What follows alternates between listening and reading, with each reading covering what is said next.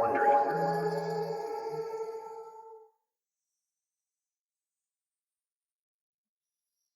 Enron Chief Financial Officer Andy Fastow is about to kill an alligator. That's what former Enron COO Rich Kinder used to call it. He said that Enron's problems were like alligators, and to fix them you had to get in the swamp, kick out all the alligators, then kill them one by one. Fastow likes to remind himself of this every time someone at Enron becomes a problem, and when that happens, it's time to go alligator hunting. Fastow gets out of his chair and paces. With each passing second, he gets a little angrier. Then there's a knock at the door. Today's alligator has arrived. It's open. Jeff McMahon enters. Enron corporate treasurer, glorified accountant's more like it, and Fastow hates him. You wanted to see me, Andy? Yeah, how'd your meeting with Jeff go? My meeting with Jeff Skilling?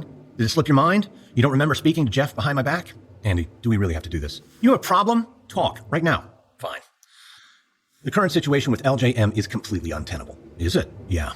You're Enron's CFO, but separately, you run LJM, an investment fund that does all its business with Enron. Yeah, so? So this is a conflict of interest. I've got bankers at Merrill and First Union calling me. You've launched LJM2 now, and you want them to provide debt financing. And you're threatening to pull Enron's business altogether if they won't do it. And also, Enron employees are telling me that when they negotiate with LJM, it's strongly implied that if they fight for themselves too hard, they'll be punished with negative performance reviews over at Enron. Andy, this is completely out of control. Fastow clenches and unclenches his fist. He can feel the heat in his face, knowing he's turning red. He wonders what would happen if he just hit McMahon right here in the office. He could probably get away with it, but there's no need for such extreme measures yet. Jeff, I don't know if we can continue working together. Andy, what are you talking about? LJM is legal. LJM is good for Enron. And as an employee of Enron, that should be good enough for you. I need to look out for my shareholders. Look out for them then. That's not my problem. You think I don't know what this is about? You know LJM is a great idea. You're just mad you didn't think of it first. And instead of coming up with something innovative on your own, you're just trying to tear down what I built. It's lazy and it's unethical. You're calling me unethical. Your little trick with the Nigerian barges? Come on. I know everything that happens in this building. And everything you say to Skilling gets back to me. Everything. So just think about that next time you want to run crying to him like a little bitch. Get out. McMahon just stares back at him, trembling with a rage he can't express. Fastow grins. He knows Skilling will soon have McMahon transferred, and he'll no longer be able to stick his nose in Fastow's business. Look at him. Broken man with nothing left to say, just looking down at the carpet. Fastow watches him trudge back toward the elevators. If McMahon didn't understand before who really runs things at Enron, he does now. American Scandal is sponsored by the new Audible original Bad Republican by Meghan McCain. In her debut audio memoir, Meghan McCain gives a first-hand look into the life of the conservative rebel and departing co-host of The View. You'll hear what it's like to grow up as the daughter of an American icon and to mourn his loss very publicly, just 1 year into her tenure as co-host of America's most-watched daytime talk show. Her memoir also reveals how she handled attacks from the U.S. president and her thoughts on cancel culture, dating, and how our country treats new mothers. It's unsparingly honest, deeply relatable, and highly entertaining. Go beyond what you know about Meghan McCain from TV and your newsfeed. Visit audible.com/Bad Republican and listen now. We get support from the new podcast, Hemingway's Picasso. Stephen Coe lived many lives. He was an NFL journeyman, a male model, and one of the most well-connected smugglers in 1980s Miami. Coe collected many souvenirs from his adventures, but his most treasured bounty, a beautiful ceramic crafted by Pablo Picasso and gifted to Ernest Hemingway at the author's Cuban home. So the story goes. Lost during the Cuban Revolution, the artwork resurfaced when Coe took it as payment for a drug run financed by the notorious Pablo Escobar. Coe passed away in 2018, passing the piece down to his son, Stevie. Stevie feels he needs to complete his father's mission of selling this piece and telling Steve's cinematic life story. Is the Picasso authentic or a fraud? Was Steve Coe a big talker or a real deal smuggler? Listen to new episodes of Hemingway's Picasso every Monday wherever you get your podcasts.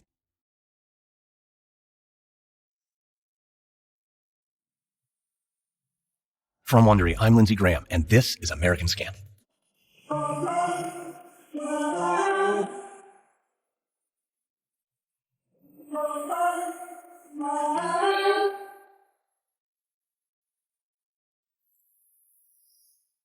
As the 20th century drew to a close, Enron was arguably the #1 company in America. CEO Ken Lay, COO Jeff Skilling, and CFO Andy Fastow steered Enron into new businesses and greater profits than ever before. But it was all an illusion. Those at the top of Enron manipulated quarterly statements and employed any loophole they could find in order to deceive shareholders and stock analysts. And throughout the 1990s, these schemes succeeded brilliantly. But in 2000, cracks began to appear in the company's carefully constructed facade. Enron's leaders rushed to capitalize on energy deregulation in California. They propped up company balance sheets by increasingly fraudulent means. And in the process, they made some mistakes. Mistakes that would cost them in imperceptible ways until it was too late. This is episode 2, The Black Box. In May of 2000, Tim Belden, head of Enron's Western Electricity Trading Desk, is having a ball. It's been a year since he first figured out how he could trick the California energy market into overpaying for electricity and do it legally. But Belden isn't some kind of criminal lowlife. He has a master's in public policy and spent 5 years as a researcher at Lawrence Berkeley National Laboratory. Most importantly, he has what Enron executives like to call intellectual purity, meaning he answers to no God but the free market and will exploit institutional inefficiencies for cash. Belden leans against his desk, tossing a Nerf football in the air. He looks at his troops of about 10 or so traders, all of them intellectually pure, just like him. It's time to take stock of the latest strategies to game the California energy market and make millions in the process. There's the classic submit a schedule to reflect demand that doesn't exist to drive up costs. They call that one Fat Boy. Then there's the old file transmission schedules then get paid to relieve the system of congestion. That little maneuver goes by the name Death Star. Belden asks if there are any new ideas. One trader suggests Enron could sell power it doesn't actually have for use as reserves. Enron will probably never be asked to supply the power anyway, or could buy it back later at a lower price. Belden loves it. They'll call this latest scheme Get Shorty. Coming up with these fun code names is his favorite part. But one of the traders says he's concerned about something. He knows that what they're doing is legal, just maximizing the loopholes in California energy law. But even so, isn't this all ethically questionable? Belden laughs. Who let this buzzkill in the building? He explains that Enron isn't in the business of doing what's best for the state of California. It's in the business of doing what's best for Enron. If you build a house with no doors and fill it with valuables, don't be surprised if it gets robbed. Belden asks for more ideas, and several traders start talking at once. It's music to Belden's ears, and he doesn't feel an ounce of guilt. His team puts the hours into studying all this complex and convoluted policy. They've done their homework, and now they will reap the rewards. Rebecca Mark sits in the boardroom at Enron in Houston, staring at a bunch of middle-aged suits with frowns on their faces. She knows what they want. They want her to throw in the towel, admit she was wrong, and walk away. She drums her fingers on the table, organizing her thoughts. She's never given up before, and she's not about to start today. The most important thing is to stay calm. If she gets rattled, she's done. She knows that, and so does Jeff Skilling. And that's why Skilling is doing his very best to rattle her. Jeff Skilling looks at each of the board members in turn and digs in. Rebecca said we should get into the water business. Said she could run it. We'd make billions. I told you all I didn't buy it, but you sided with her anyway. I accept that. Even freed up some Enron cash to get the new business on its feet. Well, we all know what happened next. Azurix, her brilliant plan to conquer the water industry, drowned. Rebecca Mark can't contain herself. Jeff, that's not fair. You started with $232 million in operating profit. Now you're down to less than 100. Azurix stock is trading at $3.50 a share. We've made some missteps, but we're correcting them. Restructuring, moving into internet. Azurix is something completely new, and we're building something unprecedented. There are going to be some bumps along the way. Bumps. Your outfit is $2 billion in debt. One more bump like that and Enron is over. Well, I won't let it happen. Gentlemen, it is time to shut this thing down. Let me figure out how we're going to save this company. This company that Rebecca Mark, through her negligence and stupidity, is doing her very best to destroy. It takes a moment for Mark to process what Jeff just said. She knew Skilling was going to hold a gun to her head today, but she didn't know he'd pull the trigger. Mark looks at the other board members. They avoid eye contact, even Ken Lay. In the past, she could always count on him. Now, for the first time, she sees a look of genuine anger on his face. Anger directed at her. She's committed the one unpardonable sin, lost money for the company. Mark swallows hard, then responds in the strongest voice she can muster. I don't agree with Jeff's analysis. I believe that Azurix will pay off in the long run, and if you give me the opportunity, I'll show you. Skilling says nothing in reply. He doesn't have to. It's Lay, who in a quiet voice responds. Rebecca, it's over. With those 3 words, Rebecca Mark is told that after 14 years of service, she is finished at Enron. She collects her papers and stands. Well, I'm late for another meeting. I regret what happened with Azurix. I truly do, but I want you all to know that it would have worked. Just needed time. Rebecca Mark always knew Jeff Skilling wanted Enron all to himself, and now he's got it. With her out of the way, he will no doubt be named CEO within a year or 2. Well, good for him, she thinks. Hope it works out. As she exits the boardroom, Rebecca Mark holds her head high. She played well, but she lost. Still, there's no shame in that. In October of 2000, Richard Sanders, head of litigation for Enron North America, trips over a remote-control car and bends down to peel away a Twix wrapper stuck to a shoe. It's like he's heading into the bedroom of his 9-year-old son, but no, he's in Enron's Western Energy Trading office with several of his attorneys. It's time for him and his colleagues to have a chat with Tim Belden. All 10 TV screens around the office are tuned to the same news report. No one can quite figure out how the 5th largest economy on Earth wound up with a power shortage. California is in the grips of a full-blown energy crisis with rolling blackouts, plunging homes, schools, and hospitals into darkness. Sanders looks around, stunned. The traders are laughing. The most well-educated and well-compensated young men in America, and they're wreaking havoc with the state's government for their own amusement. Well, they're not doing it purely for laughs. They're also making an obscene amount of money for Enron. The head honchos in Houston clearly aren't complaining, but they have sent Sanders to talk to Belden. They just want to make sure that he's not doing anything that can't be explained down the road if necessary. Sanders approaches Belden, casually leaning back in his chair, feet on his desk, immersed in the graphs scrolling on his computer screen. Upon seeing Sanders, Belden smiles wide and cheerfully shakes hands with him and the other lawyers. Sanders asks if they all might speak privately in the nearest conference room. And once seated, Sanders doesn't waste time. He needs to know exactly what Belden is doing. He cautions him that he is not Belden's lawyer, so if he says anything incriminating, Sanders could use it against him to protect Enron's interests. But if that worries Belden at all, he doesn't show it in the slightest. He bounds over to a whiteboard and starts drawing. There's the Ricochet Project, which exports power from California, then imports it back at higher prices. Of course, it ought not to be mixed up with Death Star, Fat Boy, or Get Shorty. These are all little games made to exploit California energy law to Enron's advantage, he explains. But don't worry, he adds. These strategies are so complex that they'll fly over the heads of laymen. And fortunately for Enron, all California energy regulators appear to be laymen. He finishes by placing the cap back on his dry erase marker. He will now take questions. Sanders begins to speak, then stops. He is utterly, almost cartoonishly dumbfounded. The only response he can manage is a simple question. Is it too late to change the nicknames to something more innocent, like Puppy Dog or Mama's Cooking? Belden giggles. But to Sanders, it's clear that, thanks to Tim Belden, Enron is definitely going to get sued. It's raining in Houston when Sanders returns to his office. The weather fits his mood. His team looks just as concerned as he feels. California's energy crisis is about to become a major PR crisis for Enron if Sanders can't get out ahead of this thing. And along with Belden, they've got Andy Fastow to worry about. LJM and all the rest of Fastow's special purpose entities were created to minimize the appearance of losses, but they're on the very margins of what the law will tolerate. It's not time to panic yet, but everyone must be on alert. If Enron lands on the front pages at the wrong time, the company's reputation will be on the line as never before. In the small town of Fox Lake, Illinois, Joe Glinowitz was a hometown hero and 30-year veteran of the local police department. On September 1st, 2015, just 1 month from retirement, he was found dead outside an abandoned cement plant, shot in the chest twice at close range. While the town and Joe's family mourned his passing, hundreds of police officers launched a manhunt to find his killer. After weeks of searching, the lead investigator discovered chilling secrets about Joe, the local police department, and the village of Fox Lake. These were secrets that, once uncovered, would put the town in the national spotlight and haunt them for years to come. Wondery's shocking true crime podcast, Over My Dead Body, is back for a 3rd season with a story about corruption, betrayal, and the secrets of a fallen hero. Follow Over My Dead Body Season 3, Fox Lake, on Apple Podcasts, or you can listen early and ad-free by subscribing to Wondery Plus in Apple Podcasts or the Wondery app.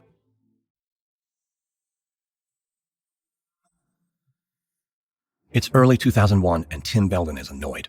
He's over in the office snack area, and there's no sign of the chips he likes. He specifically told the new girl to restock the chips. He'll have to talk to her, maybe even let her go.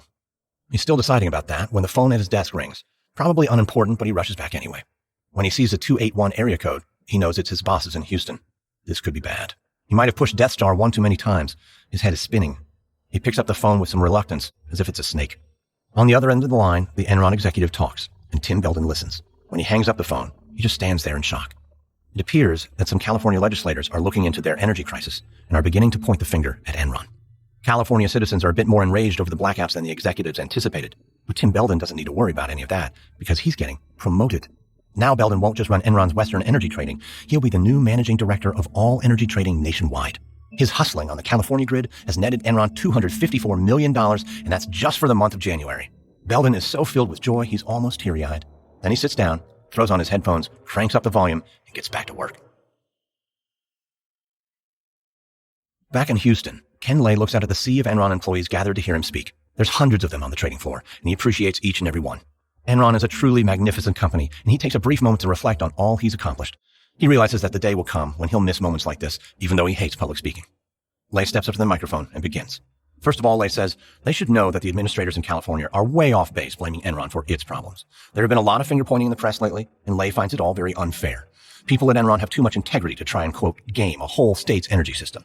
Then he tells those gathered that Lay can explain what's really going on here. See, California didn't deregulate properly. They handled deregulation piecemeal. They didn't commit. California's refusal to embrace a truly free market has led to its present embarrassment. Skilling warned them. Lay himself warned them. Deregulate fully or not at all. If you don't, you shouldn't be surprised when you run into problems. And that's the end of it. Enron has done nothing wrong, and no one need be concerned about statements from California's Attorney General calling for Lay to be jailed. He chuckles a bit, remembering a great joke that Skilling made the other day. You know what the difference is between the state of California and the Titanic? At least the lights were on when the Titanic went down. As Lay leaves the podium, he thinks about the future. Late last year, he made a decision. In 2001, he would step down, and Skilling would replace him as CEO of Enron. As of today, the transition is due to take place in about 3 weeks. Enron has had an incredible 16-year run. Under Skilling, Lay is confident that the next 16 and beyond will be even better. In March 2001, in the Enron office lobby, Jeff Skilling hits the button and waits for the elevator to arrive. He stares at the arrows. One goes up, one goes down. Life is a lot like that, it occurs to him. Only in life, you don't always know which button you've pushed. Out of the corner of his eye, Skilling spots an approaching Enron employee. The guy is probably an accountant or something. One look at Skilling's face and he backs off. This is not take the elevator with the boss day. I'll grab the next one, the accountant says. You're f***ing right you will, Skilling thinks. He enters the elevator alone and begins to ascend. Skilling thinks back to 24 years ago. He was 23 years old, trying to get into Harvard Business School. His grades weren't quite good enough, though, and the dean is on the fence. They meet at the Houston Hyatt for a final interview. The white-haired dean peered at the young MBA candidate and asked a simple question. Skilling, are you smart? Skilling looks him straight in the eyes with no hesitation. I'm f***ing smart, he replies. But recalling that now, Skilling's fist clenches. Well, if you're so f***ing smart, he thinks, why the f*** can't you figure this out? The elevator doors open and Skilling marches down the hall with a scowl. He sees the people at their desks in their offices looking busy on the phone or typing away, but they're useless. Every last one of them. None of these people can tell him why Enron's stock price is falling. It was at 80 at the top of the quarter. Today it's at 55. Enron's stock price does not drop. But now all of a sudden, with Skilling at the helm, it's plummeting, and the media is beginning to take note. Skilling's secretary says he's right on time. She has the reporter for Fortune on the line. Skilling winces. He forgot he agreed to this. He doesn't like reporters, especially since the Wall Street Journal published that hit piece a week or two ago. Volatility in the natural gas and electricity markets will hurt Enron's investors down the road, it claimed. Everyone should be wary of Enron's mark-to-market accounting strategy. The company isn't financially transparent enough. Whining. Totally uncalled for, Skilling thinks. He should sue. Skilling slams the office door behind him, sits at his desk, and takes the call. The reporter identifies herself as Bethany McLean with Fortune magazine. There's something in her tone Skilling dislikes already. She sounds like a New York know-it-all, 20-something, taking shots at someone who actually matters. One by one, she asks her questions. How exactly does Enron make its money, Mr. Skilling? Your financial documents are unusually difficult to comprehend, Mr. Skilling. Some call Enron a black box, as in it's impossible to understand from the outside. What's happening inside, Mr. Skilling? Skilling looks out the window. He wants to just go home. I have to go to a meeting, he says. She starts talking again, but Skilling cuts her off. No, you really don't get it. Anyone who's successful, people want to take them down based on ignorance. Then he slams the phone down. Interview over. Skilling takes a deep breath. Actually, it felt good to hang up on her. He smiles for the first time all day. He is still Jeff f***ing Smart Skilling, and he is still in control. But his smile fades. For the first time in a long time, Enron might be in trouble. It feels like the doctor grimly examining your x-ray, then calmly asking, have a seat. It feels like an end. Bethany McLean, 31, is in a conference room at Fortune in New York, reviewing her questions. She moves down the type page and lightly taps each bullet point with her pen. The men from Enron will be here soon. She waits for them alongside Fortune editors Joe Nocera and Jim Impoco. The room they sit in is dark and windowless. It's usually just a place to review photos, but it was the only space available with deadlines nearing. It is what it is, but it sends the wrong message, McLean thinks. This is not an inquisition. She's not trying to bring Enron down. She genuinely wants them only to help clear up a few things that once explained, she knows will help Wall Street and the business community breathe easier. She would have explained that to Skilling had he given her the chance, but instead he hung up on her. And within hours of that, a panicked Enron PR person called to apologize. Mr. Skilling regrets his earlier behavior, the man said. It had been a tough day. Skilling is sending executives from Houston to New York immediately to meet with McLean personally to clear up any concerns about Enron she may have. The Enron representatives arrive as promised. They file into the dark conference room at 10 a.m. on the dot. They're all smiles and handshakes. Head of Corporate Communication Mark Palmer, Head of Investor Relations Mark Koenig, and the famed financial prodigy himself, Enron CFO Andy Fastow. Fastow leans back in his chair and lifts his hands outward in an I'm an open book gesture as he begins. Let me just start by saying that Enron is diverse, dynamic, provides customers with optionality. The way to understand Enron is to think of Toyota. McLean jots down Toyota with 2 question marks. What is this guy talking about? She also can't help but notice that Fastow just went out of his way to ignore her presence. He directed his opening entirely to her 2 older male editors. Interesting. She responds. If I may, Mr. Fastow, I'd like to begin by asking you the same question I posed to Mr. Skilling. How exactly does Enron make its money? McLean wonders if she's the only one who catches the momentary look of loathing pass over Fastow's face.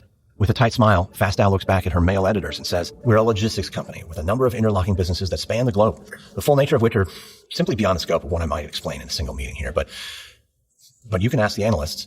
13 out of 18 rate Enron stock a buy. I think that right there speaks for itself. Fastow takes a sip of water, then continues. Much like Toyota, we just negotiate our suppliers, arrive at costs, and well, you're smart. You can see what I'm getting at. McLean feels like Alice at the tea party. She looks at the Enron execs that flank Fastow. They nod emphatically. She looks at her editors, Impoco and Nocera, who look bewildered. So good, it's not just her. Fastow is not making any sense at all. So she tries another question. Maybe you could offer some details in just basic layman's terms as to how Enron so reliably generates profits on a quarterly basis. Fastow raises a quizzical eyebrow, then answers. Well, unfortunately, we do need to keep certain specifics confidential for competitive reasons. But what I'm getting at here is that in terms of Enron's success, we're exactly like Toyota. Detroit used to own every aspect of automobile manufacturing. Then Toyota came along and said, well, hey, we just want to build the best cars, So Toyota outsourced the various components that make up a car, transmissions, radios, everything else. They went to whatever manufacturer sold the best stuff at the best price. And well, we're just like that. At Enron, we find the best. What is with this guy and Toyota, McLean thinks. Toyota and Enron are not remotely the same. A high school economics student would be able to tell you that. McLean frowns.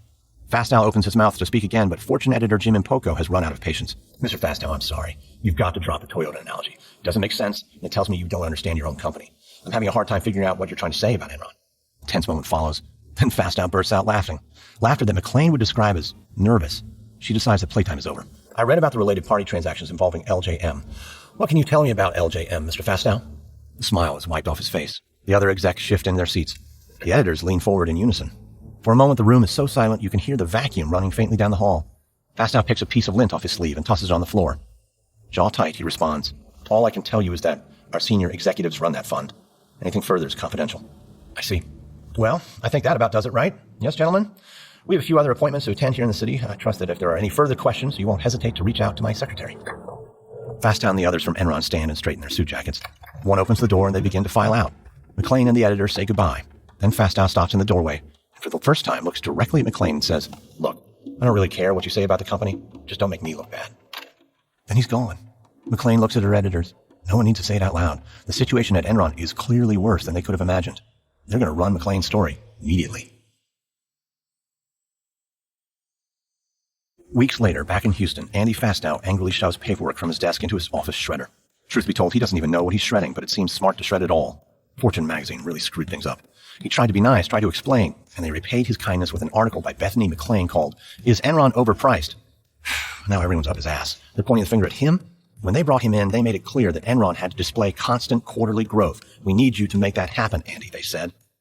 He understood, and he worked hard, worked his way up, came up with ideas they couldn't, covered them when they couldn't cover themselves. Andy Fastow put Enron first. He was a good employee. No one's going to make him feel ashamed of that. No one, especially not the three men currently standing in his office doorway. There's Chief Accounting Officer Rick Causey, Fastow's right hand to the company, Michael Copper, and lawyer Jordan Mintz. It's Mintz that leads the charge. He tells Fastow that the stock price is at $50 and reporters are snooping around. The other day, Frontline essentially accused the company of pillaging California and laughing all the way to the bank while the state suffered. The men are here to confirm that Fastow has given up all personal stake in LJM. Fastow explodes. Skilling told him 2 weeks ago, so of course he did. What's the problem? Copper, his right hand, is apologetic. The accountants want it in writing. They need Fastow to sign a letter from Arthur Anderson declaring that he's given up all interest in LJM. If he just signs the letter, they'll get out of his office and never bother him about it again. Fastow has some choice 4-letter words for the bean counters at Arthur Anderson, and he shares them at the top of his voice. Then he tells Copper to give him a goddamn pen so he can sign. When it's done, Fastow sits. He looks at his 3 colleagues and says, Look, I'm sorry. It's just that I created LGM and it means a lot to me. This is all just pretty emotional. I think you can understand. The 3 men assure him they get it and everything's fine. And quietly they leave his office. Working at Enron was a lot more fun in the 90s, Fastow thinks. The 90s are over. And now it seems that a new era has begun. Andy Fastow gets back to shredding. It's time to prepare for war. Hey, I'm Mike Corey, the host of Wondery's Against the Odds. In our next season, I'm telling the story of a group of Chilean miners who are trapped half a mile underground when their mine collapses. At first, rescuers fear that the men were crushed to death under tons of rubble. Then, when they make contact with the miners, they must undertake a rescue operation unlike any other in mining history. One that will be watched by over 1 billion people around the world. This is the incredible story of how mine experts, rescue specialists, politicians, and even NASA teamed up to reunite 33 men with their families on the surface. Follow Against the Odds on Apple Podcasts, Amazon Music, or wherever you're listening right now.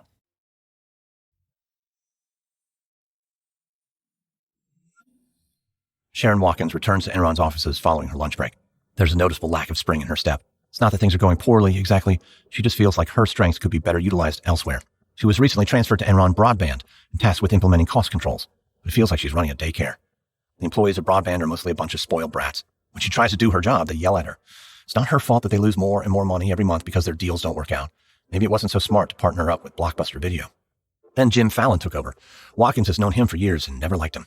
She tried to make suggestions informing him how Broadband might be saved. His response was to suggest she look to transfer to a different department in the company. Watkins is all too happy to do that, but where? This is the question she's mulling over by the elevators when she feels a tap on her shoulder. Watkins turns around and sees a man she hasn't spoken to in a very long time. It's Andy Fastow. He's in charm mode. It wasn't so long ago that he was berating her for joking about Enron's accounting practices, but everything changed when she transferred from his division and made VP. After that, Fastow viewed her more as an equal. Now he says it's nice to see her and asks what she's up to these days. Watkins relates the whole sorry tale of her adventures in broadband. Andy listens respectfully and shakes his head at the stupidity of Fallon. Then Fastow's eyes light up. Since she's looking for a new place to land, why not join his team? It'll be just like old times. That night, Watkins calls her old friend Jeff McMahon. McMahon is easy to talk to, with a gift Watkins lacks for seeing all the angles. She was distressed to hear rumors that he'd come out on the losing side of a power struggle with Fastow, though it seems like things wound up okay for him. His current title is CEO of Enron Industrial Markets. Watkins tells McMahon about Fastow's offer. It is enticing. Watkins would evaluate potential deals and bring the strongest ones to his attention. And Fastow has told her that if she finds a good deal on her own, she can put her name on it, ensuring that she'll get all the credit should the deal prove lucrative. McMahon listens patiently and says it's entirely her decision, but he wouldn't recommend working with Fastow. Watkins asks if he's just saying that because he has a personal problem with Fastow. McMahon assures her he doesn't. He just thinks it's a bad idea. Watkins thanks him for the advice, and she says she'll continue to mull it over. On March 22, 2001, Jeff Skilling looks at the conference table, the chairs, the faces surrounding him. He wonders if the decor in here was always so dreary. Everything appears to be a different shade of gray. He could have sworn it used to look warmer in here, more inviting. Perhaps it did in the better days. The days when the stock price soared and inched every day towards $100 a share. Now it's stuck at 60. At least that's an improvement from last week when it was at 55. Skilling won't admit defeat yet. He sips his Diet Coke and starts bobbing his head like a fighter approaching the ring, getting himself pumped up. He nods at his assistant to get the conference call rolling. Most of the board members surround him at the conference table. Ones who couldn't appear in person have dialed in, including Ken Lay, who now serves as Enron's chairman. There are also a number of stock analysts and shareholders on the line. With a broad smile, Skilling looks down at the Polycom speakerphone in front of him and gets to it. Well, we did it. We beat our first quarter earnings estimates by 2 cents a share. An outstanding quarter, another outstanding quarter. We're very optimistic about each of our businesses and confident that our record growth is sustainable for many years to come. Any questions? Yeah, Richard Grubham here with Highfields Capital. That's great about your earnings and all, Jeff, but the investors I represent read the Wall Street Journal and they read Fortune. So we want to see a balance sheet for your company, and we're tired of waiting for it. Skilling feels like a bucket of ice water was just poured over his head. We do not have the balance sheet completed. We will have that done shortly when we file the quarterly report. But until we put all of that together, we just cannot give that to you. Skilling thinks that should satisfy him, but he's shocked when Grubham dares to speak again. Now, I'm trying to understand why mine would be an unreasonable request. I'm not saying we can't tell you what the balances are. We clearly have all of those positions on a daily basis. But at this point, we will wait to disclose those until all the right accounting is put together. Yeah, you're the only financial institution that cannot produce a balance sheet or cash flow statement with their earnings. Skilling sees that the board members look nervous. This is bad. He's losing the room. He tugs at his collar, tries to affect an affable tone, and says, well, thank you very much. We appreciate it. You appreciate it? Asshole. Skilling hears the gasps and sees the dropped jaws. But he smirks. Yeah, so what? That prick took a swing at him, so Skilling swung back. It's called balls. You're lucky the CEO has a pair. A young associate scurries over with a note. On it is written one word: apologize. Skilling takes the note, waves the kid away, then shoves it under some papers. The sensation of being doused in ice water returns. The call ends. Skilling watches the exiting board members and realizes he hates them all. He hates this job. He hates this company. Most of all, he's beginning to hate himself. Ken Lay sits in the office of the chairman. He comes and goes as he pleases these days, not like when he was CEO and practically lived in this building. Lay looks out his window at the setting sun and reassures himself that he made the right decision. He does not think of himself as a man capable of making mistakes, not when it comes to the important things. It's been a few days since he heard that Jeff Skilling called a hedge fund manager an asshole on a conference call. Such a lapse in judgment would be unforgivable in a lesser man, but Lay trusts Skilling. CEO is a high-stress job. Lay can't expect everyone to handle the pressure as well as he did. And this morning, Skilling called and asked if he could meet today. Lay, of course, said yes. He's certain his CEO just needs a little friendly counsel, a bit of advice. Maybe he even wants to personally apologize, which is good because Lay is in a forgiving mood. He's ready to share his wisdom. Yes, Enron is in a bit of a storm right now, but he's certain Skilling will do what needs to be done to turn things around. Their meeting was supposed to begin at 5, but it's 5:03. It's not like Skilling to be late. Then, at 5:07, the CEO of Enron stumbles in, shirt untucked, unshaven face, hair askew, there are bags under his red eyes. He throws himself into the chair opposite Lay's desk and just sits there. Lay feels something he hasn't felt since he was a small child. Fear. This can't be the great Jeff Skilling, he thinks. This can't be the man that I've entrusted with my company, my legacy. What Lay is looking at is a drowning man. Skilling's voice quivers as it all spills out of him. Everyone warned him not to go to California, but he wasn't going to hide. He was going to stand up for the company. People in California want to get mad about their traffic lights not working. They should talk to their elected officials. Enron didn't create their problems. But once in San Francisco, he couldn't believe what awaited him. Hundreds of protesters, some of them wearing masks of his face. Jeff Skilling stopped the killing, they chanted. Fears he would be assassinated prompted San Francisco police to install metal detectors at the doors at the Commonwealth Club where he was scheduled to speak. He was just there to defend Enron, to show the people he did nothing wrong. And he was midway through a PowerPoint presentation when there was a commotion. Before he could react, something clipped the side of his head. He became aware of security dragging a woman toward the exits. He touched his ear and pulled away. White chocolate. The woman had heaved a pie at his face. Skilling pauses, staring off into the distance. I want to resign. He says he's taking the declining stock price personally. He hasn't been spending enough time with his kids. He feels sick all the time. He can't sleep. Lay feels many things at once. Disappointment, disgust, confusion, anger, but also concern. He asks Skilling if there's any other reason that Skilling doesn't want to be CEO anymore. Skilling shakes his head. There's nothing else going on. Then he stands, runs his hand through damp hair, and offers Lay a limp handshake. He turns and without another word leaves the office. Lay wonders, what the hell just happened? And what the hell are they going to do next? Lay took it well, Skilling thinks, but it doesn't really matter though. He feels like he's being pulled apart. The company he'd just abandoned is in a noose, and it's tightening. It all worked fine as long as Wall Street didn't look too closely at the numbers. They haven't found anything yet, but they will. Then they'll understand that when it comes to Enron, there are facts, and then there is fiction. When the investors find out that for over a decade they mistook one for the other, it's going to get ugly. But Skilling was able to cash in a few $100 million worth of Enron stock before he tendered his resignation. He may not have much, but at least he has that. He is still rich. Sherron Watkins is in her new office at Fastow's floor, staring down at the accounting documents in front of her. She feels like throwing up. She's just met Andy Fastow's Raptors, the off-book entities created to protect Enron against losses from underperforming assets. Watkins knows that what she's looking at can't be explained, and it can't be justified. She has just uncovered the truth about Fastow, and it's this. Andy Fastow is a criminal, and he will get caught. And when he does, he will fall hard, and in the process, take Enron down with him. Next, on American Scandal, Sherron Watkins attempts to blow the whistle. Ken Lay comes under fire, as Enron goes from being the most celebrated company in America to the most hated. From Wondery, this is American Scandal. I hope you enjoyed this episode. If you did, subscribe now on Apple Podcasts, Spotify, Google Podcasts, Wondery.com, or wherever you're listening to this right now. If you're listening on a smartphone, tap or swipe over the cover art of this podcast. You'll find the episode notes, including some details you may have missed. You'll also find some offers from our sponsors. By supporting them, you help us offer this show to you for free. We'd also like to learn a little bit about you. Please complete a short survey at Wondery.com/survey. That's Wondery.com/survey. We'd love to learn what you're listening to, what you like, and what topics we might tackle next. You can also find us and me on Twitter. Search for hashtag American Scandal or follow me at Lindsay A. Graham. We use many sources when researching our stories, but we highly recommend Power Failure by Mimi Schwartz and Sherron Watkins, The Smartest Guys in the Room, The Amazing Rise and Scandalous Fall of Enron by Bethany McLean and Peter Elkind, and Conspiracy of Fools, A True Story by Kurt Eichenwald. And just a quick note about our reenactments. We can't always know exactly what was said, but everything in our show is based on historical research. American Scandal is hosted, edited, and executive produced by me, Lindsay Graham, for Airship. Sound designed by Derek Behrens. This episode is written by Hannibal Diaz. Our senior editor is Karen Lowe. Executive producers are Stephanie Jens, Jenny Lauer-Beckman, and Hernan Lopez for Wondery.